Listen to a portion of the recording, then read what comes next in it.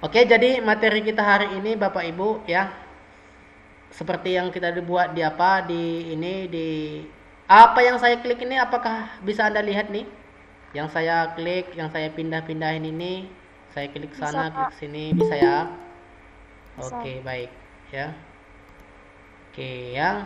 Hmm, Sesuai dengan materi kita di sini ya, sebenarnya lanjutan daripada materi yang lalu yang saya post di YouTube, yaitu permission file ataupun dan ya, ada dua nanti.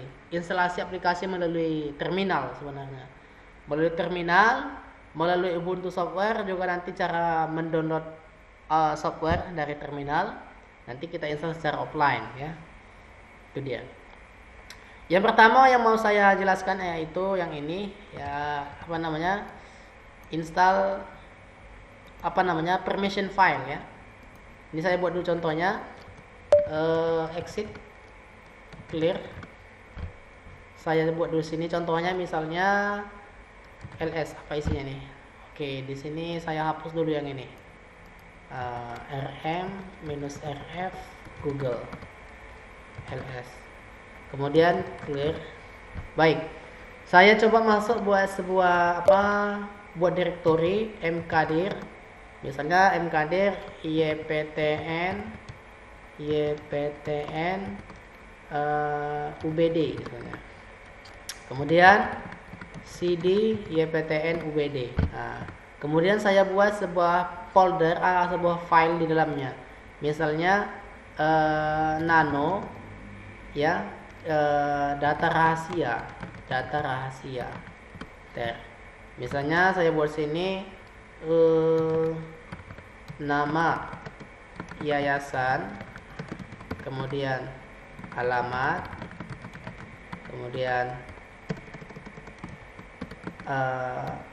nomor telepon. Nah, misalkan ini YPTN ya, Universitas Budi Dharma, kemudian alamatnya Medan Jalan SM Raja nomor 338 Simpang Limun, apa namanya, Kecamatan Medan Kota,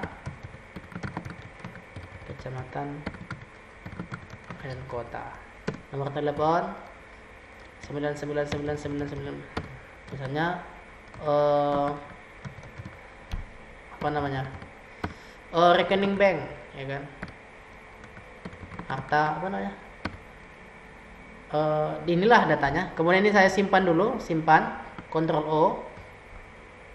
Jadi kalau cara menyimpannya itu yang ini, ada sini Ctrl O, kita tekan sini ada tanda apa, tanda, sebenarnya tanda pangkat ya, tapi kita melakukan write out. Jadi write out itu artinya menyimpan ya, kita langsung simpan. Jadi di sini ada keterangannya, yaitu keterangan daripada aplikasi Nano ini. Ctrl O untuk menyimpan, muncul seperti ini, file name to write ya. Kemudian tulis, yaitu di dalam nama file data rahasia. Oke, baik, enter. Setelah itu Ctrl X untuk menutup. Jadi di sini langsung ada keterangannya, sudah ditulis 4 baris ya. Words 5 lines ya, 4 lines. Kemudian Ctrl X untuk menutup. Tekan Ctrl X.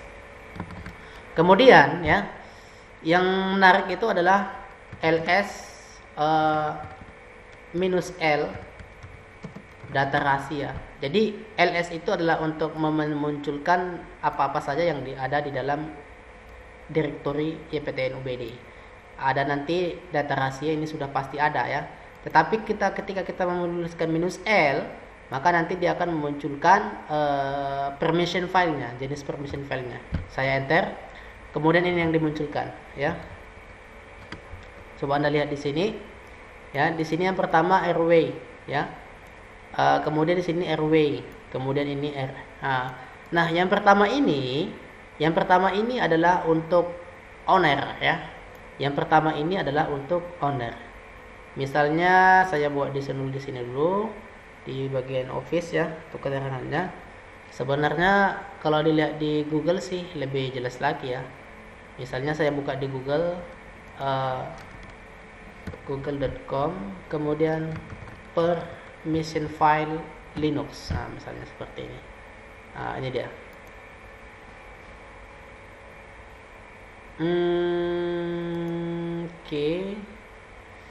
Oke, di sini saya coba ini. Lihat di sini ya.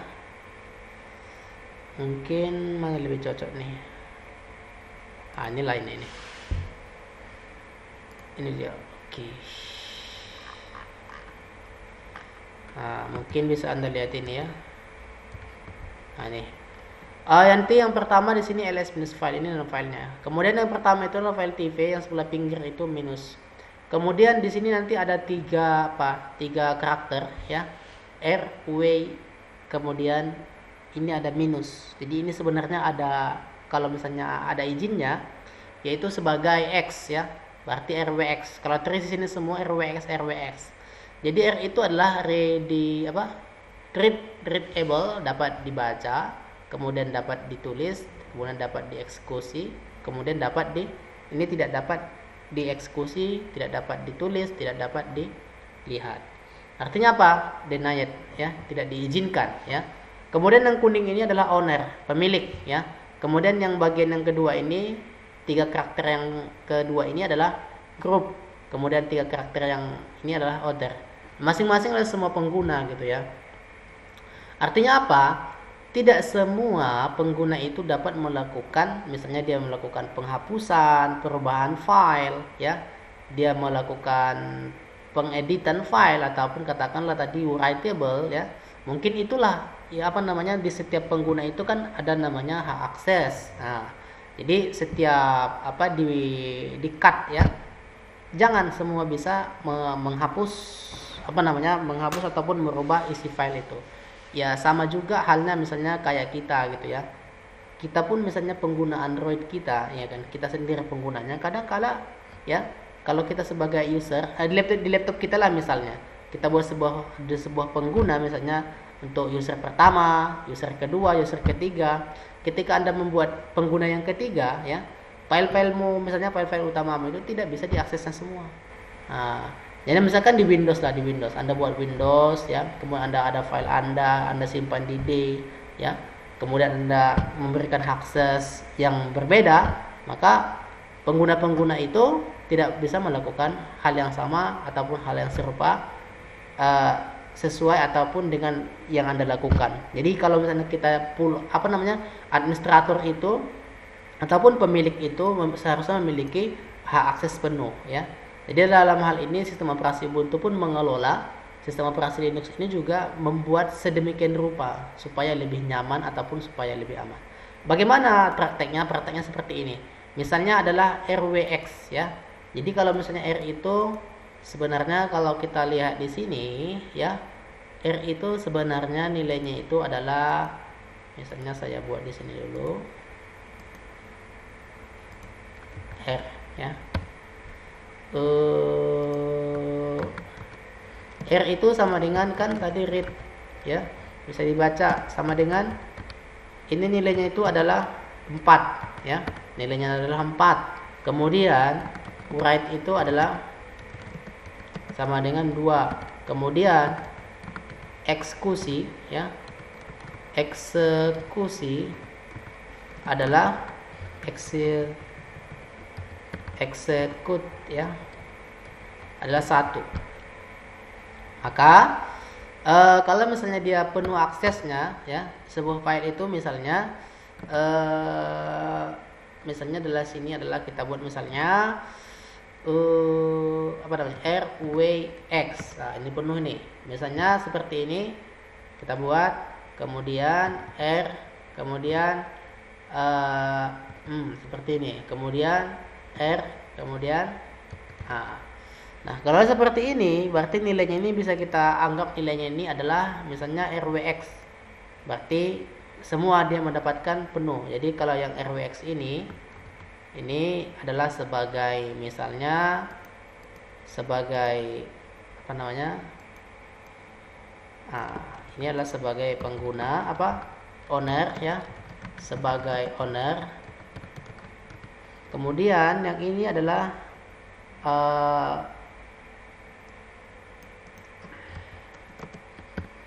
spasi ini dia. Yang ini adalah sebagai, yang kedua ini adalah sebagai grup ya, sebagai grup daripada owner. Kemudian yang ketiga ini yang ketiga ini adalah sebagai ya, sebagai apa? Sebagai order. Jadi artinya ada namanya guys. Kalau misalnya kita lihat misalnya di grup itu kan ada grup 1, grup 2, ada order, ada pokoknya ya semacam semacam pengguna lah, dari satu laptop lebih dari satu pengguna gitu. Kemudian pengguna yang utama ini adalah RWX yang ini tadi. Nah, kalau misalnya kita lihat, kita sesuaikan misalnya dari nilai ini ya, nilai desimal ini kita cocokkan di sini, maka yang pertama itu adalah 7 ya. Kalau kita lihat ini adalah 7. Ini 7 ini.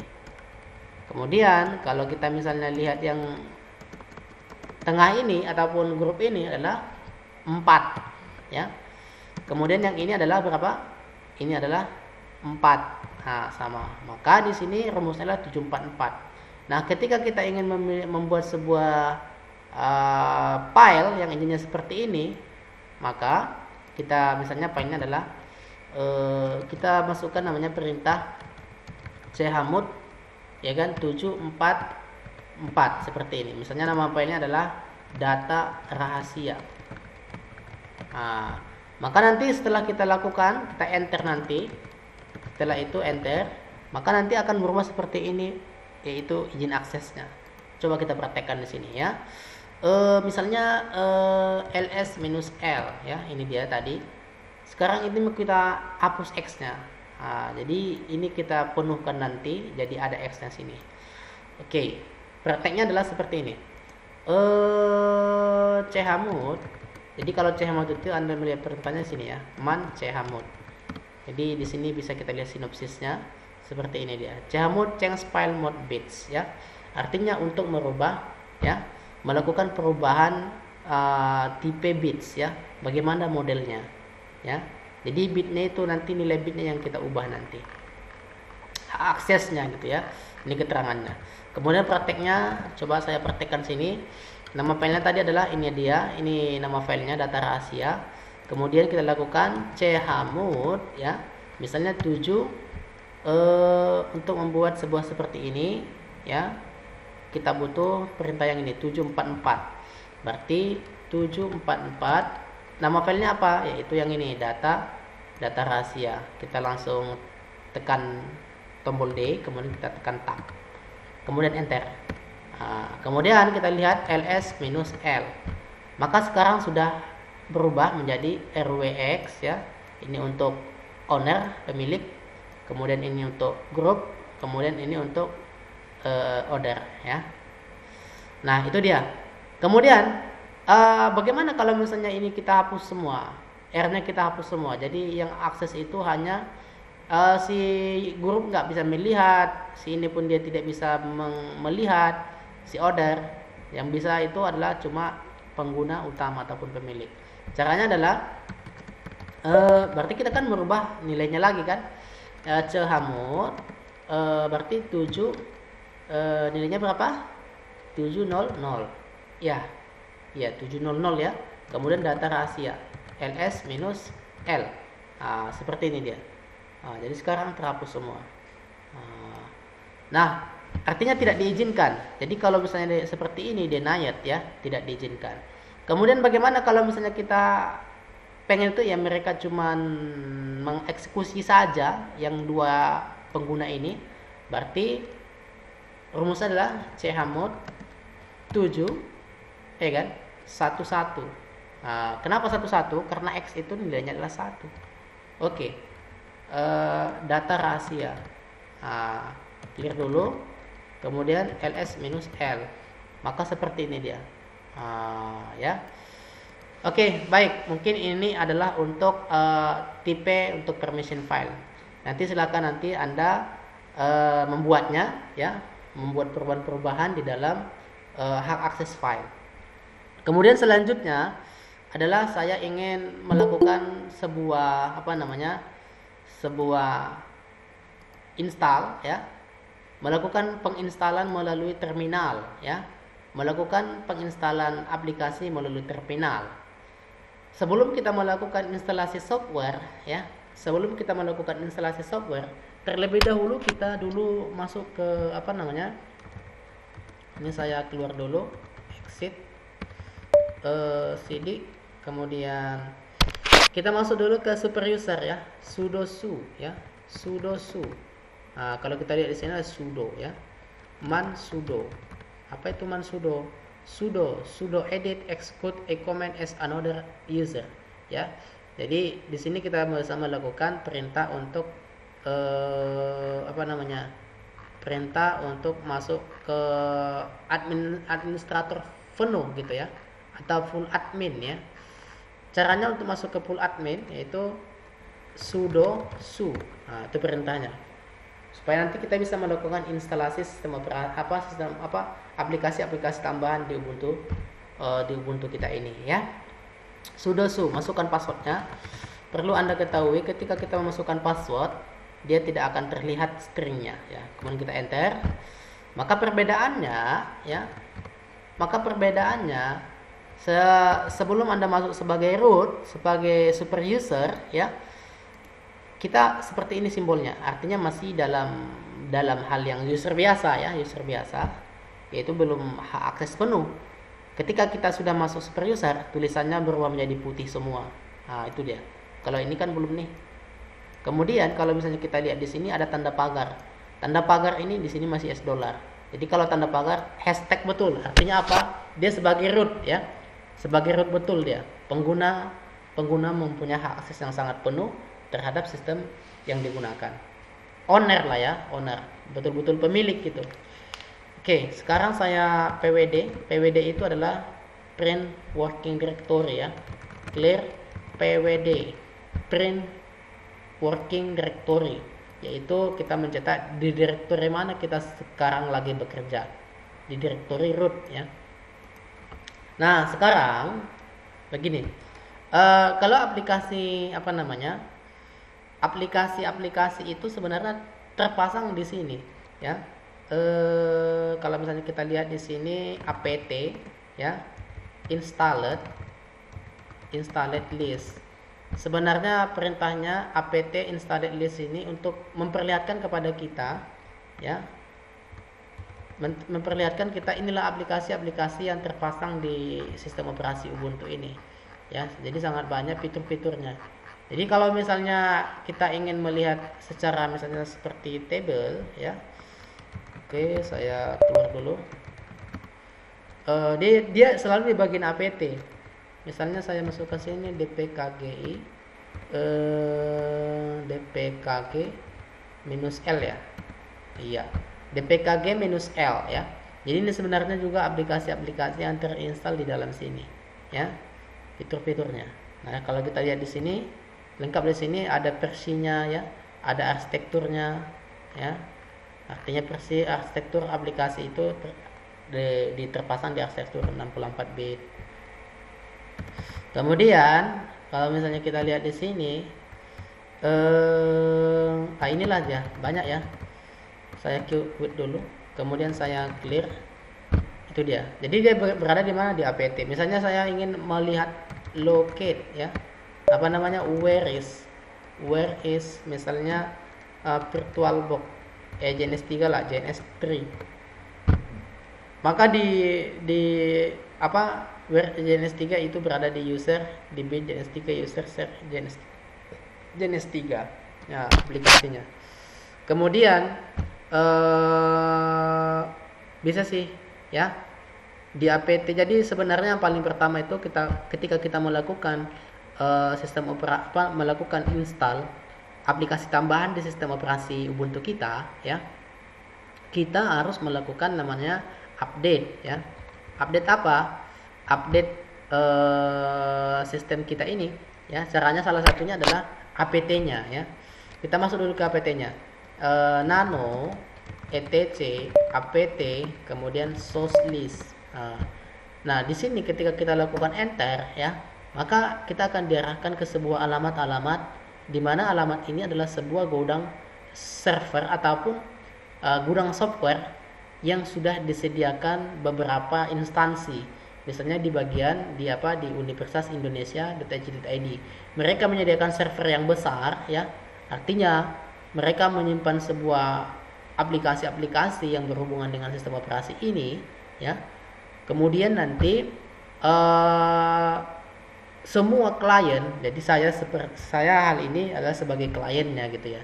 Saya melakukan update, saya melakukan install aplikasi, maka nanti akan tertuju ke alamat server ini gitu. Misalnya kita lah sebagai pengguna Android misalnya kan, Android ya kan, kita ingin menginstal aplikasi misalnya TeamViewer misalnya di handphone kita kan cuman buka Play Store aja, Play Store cari, search, kemudian langsung install. Ya sama juga halnya dengan sini, cuman ini main terminal semua gitu. Jadi kalau Android itu kan pengembangan daripada Linux, jadi turunan daripada Linux tuh Android itu. Android itu adalah open source ya. Jadi alamat ini nanti adalah sebagai sumber gudang aplikasinya. Jadi nanti terarah di sini dia. Nah ini sebenarnya sudah saya edit. Bagaimana memasukkan ini? Caranya adalah ini saya coba hapus dulu, ya. Ctrl K ya, Ctrl K. Oke. Jadi kalau misalnya seperti ini biru semua, ini sebenarnya bawaan ya. Perlu Anda ketahui bahwasanya ini bawaan biru semua. Tetapi ini udah saya lakukan pengeditan, di mana kemarin pagarnya ini nggak ada ini. Pagarnya ini masih kosong. Nah, seperti ini ya, dep. Jadi dep itu adalah sumbernya, artinya gudangnya tertuju langsung ke situsnya ubuntu.com, langsung tertuju. Tapi servernya itu nggak di Indonesia, nggak di lokal gitu. Yang tadi yang saya hapus tadi itu di lokal, ya artinya di Indonesia. Jadi kalau misalnya di luar servernya, maka kemungkinan salah satunya bisa saja nanti berhasil update-nya, bisa saja nanti gagal. Ya sama juga halnya, tapi lebih cepat sih di lokal gitu aja. Ya bandingkanlah kalau misalkan server Google itu di Indonesia ataupun misalnya di Medan ya, maka ketika kita melakukan akses file maka dia akan lebih cepat gitu. Nah, jadi ini kalau misalnya saya buat tanda pagar hashtag seperti ini adalah nonaktif, tidak diaktifkan.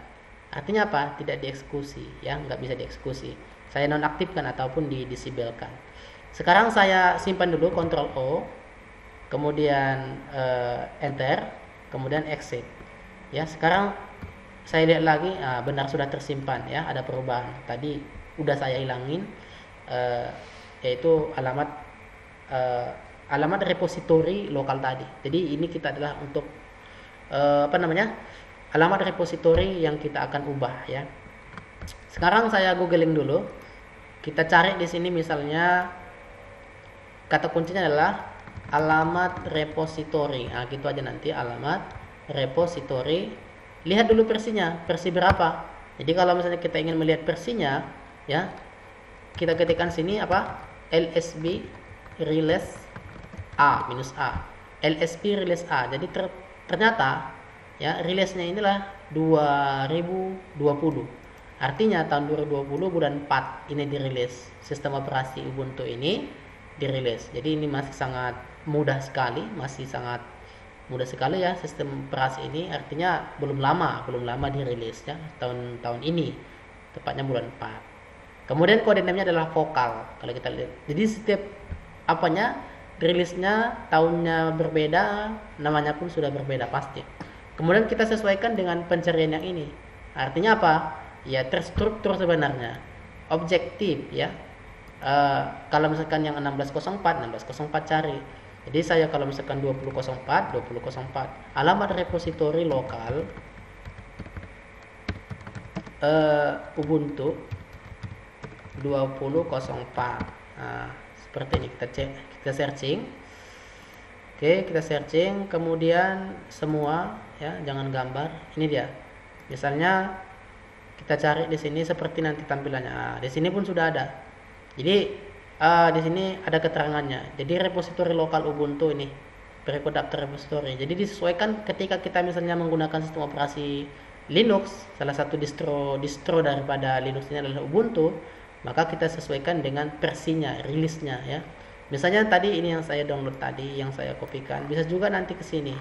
Jadi di Indonesia sangat banyak sih ya, banyak sebenarnya. Setelah nanti kita lakukan copy paste, maka kita lakukan yang namanya update ya. Kita lakukan update. Ya, itu memang hal yang biasa ya di dalam sistem. Pada saat kita setelah selesai menggeser sistem operasi ini, kita lakukan memang update. Setelah kita melakukan copy paste ya, copy paste dari internet, yaitu alamat daripada repository yang kita anggap ini sebagai gudang softwarenya ya. Kita kopikan. Kemudian kita buka di sini nano etc apt kemudian source list. Di sini kita paste. Nah, seperti ini dia. Oke, sekarang kita Ctrl O, kemudian Enter, kemudian Ctrl X. Kita lihat sekali lagi ya. Nano, ya, ini dia sudah tersimpan. Ctrl X, clear. Oke, baik. Sekarang kita lakukan apt update. Jadi apt-nya itu yang diupdate. Nah, coba nanti Anda lihat. Nah, dia akan terarah ke situ. Hit 1, hit 2. Dia terarah kemana? Ke kambing UI, langsung ke bagian ya, langsung ke servernya, langsung ke alamat websitenya. Karena sudah ada 3 kali saya lakukan tadi ini pengupdatean, maka sangat cepat ya. Makanya ketika kita melakukan update, maka dia akan lebih cepat. Tadi udah saya update sih, makanya cepat di sini melakukan update-nya. Apalagi memang dia servernya memang di Indonesia. Oke, tahap selanjutnya, misalnya kita ingin menginstal sebuah aplikasi, misalnya aplikasi apa ya? Blender. Coba kita cari misalnya aplikasi Blender. Blender ya. Blender itu adalah aplikasi apa? Aplikasi open source ya, untuk membuat sebuah desain. Desain apa namanya? Desain 3D gitu ya. Mungkin nanti di semester 6 ini Anda pelajari, yaitu desain 3D. Bagaimana cara menginstal di dalam Linux? Sebenarnya di sini ada juga ya. Coba kita lihat pakainya. Caranya gini aja. How to install Blender on Ubuntu via terminal. Via terminal ini dia. Linux. Oke, langsung vokal ya. Kita cari di sini.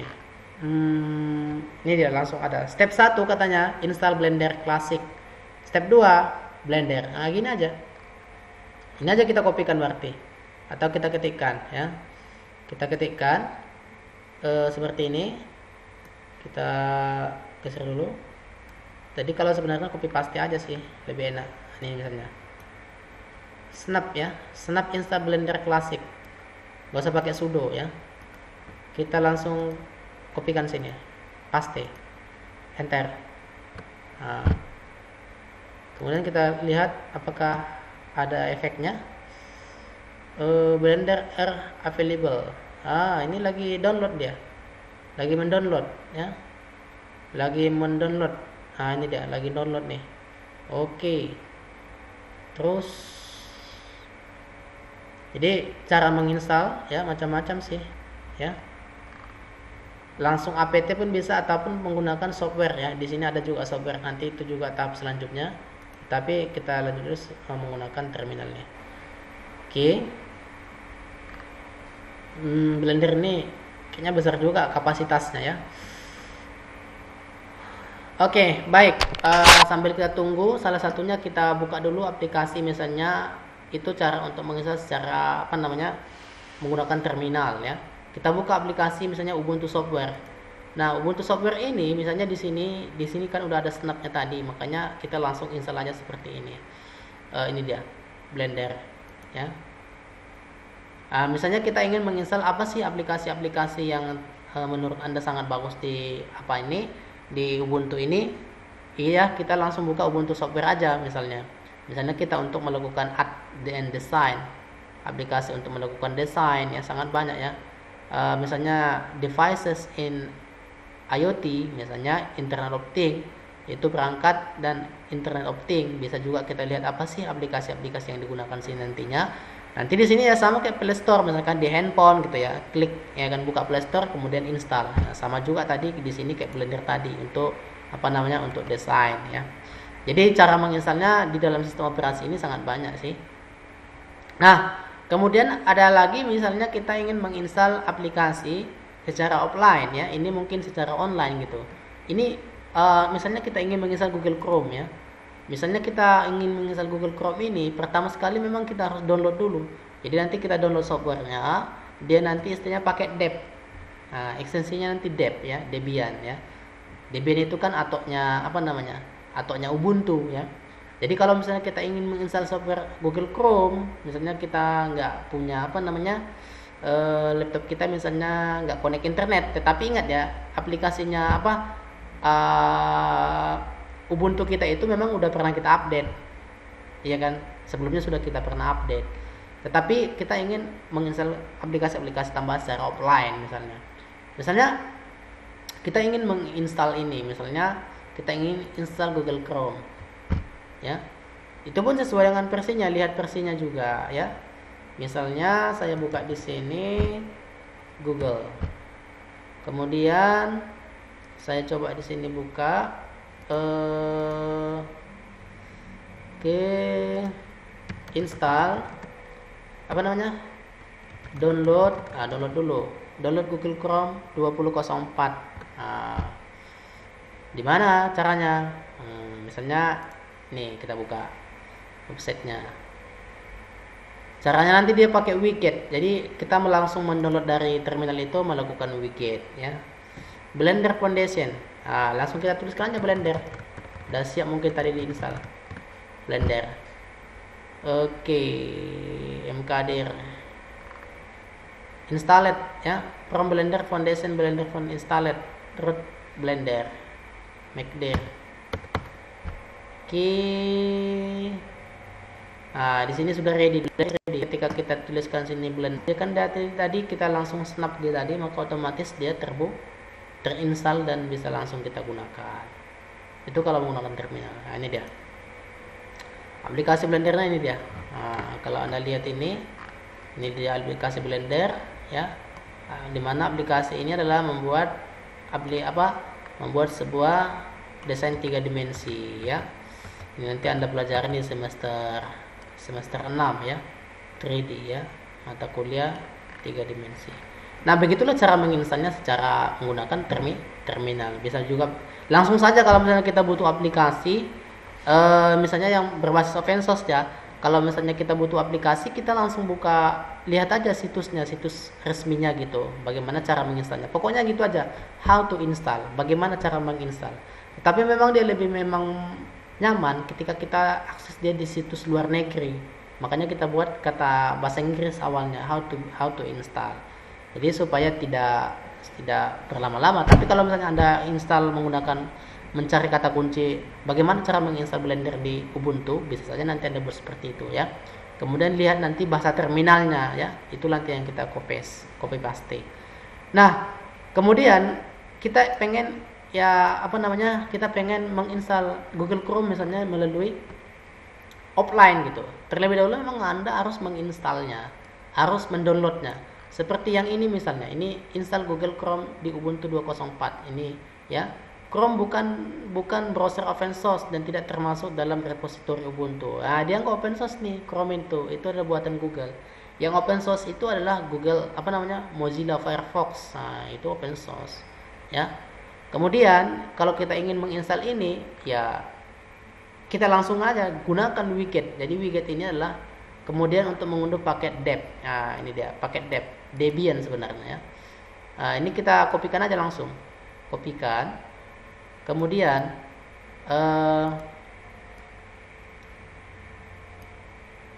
jadi dia nanti akan memperoleh alamat yang ini. Kita pastikan di sini. Oke, saya buat dulu terminal baru. Saya pindah sini. Saya clear dulu. kemudian saya coba zoom dulu, kemudian saya pastekan sini ya, kemudian enter. Nah di sini ya, di sini lagi download dia, lagi download. Ini dia. Oke, kita tunggu. Lumayan internetnya kencang ya. Oke, sekarang ini sudah clear, kemudian ls. Nah ini dia, langsung tersimpan. Nanti inilah kita simpan ke dalam playlist kita pastekan. Bagaimana cara menginstalnya? Sama, cara menginstalnya lihat nanti langsung apt install, langsung gini aja, apt apa dpkg ya kan, dpkg-i kemudian Google. Langsung gitu aja, kemudian nanti enter gitu ya. Kalau kita lihat di browsernya ini, kita lihat di sini. Di sini langsung seperti dia, dp atau apt install langsung titik gitu, atau boleh juga dpkgi yang saya buat ini ya, dpkgi Google Chrome Stable. Jadi ini nggak usah ditulis nih ya. Jadi ketika saya buat gini misalnya dpkg -i ya, -i, kemudian langsung kita tulis saja pangkalnya g, tekan tab. Itu dia, kemudian kita enter. Maka nanti dia akan terinstall. Atau langsung apt ya kan, install kemudian titik apa namanya, Google.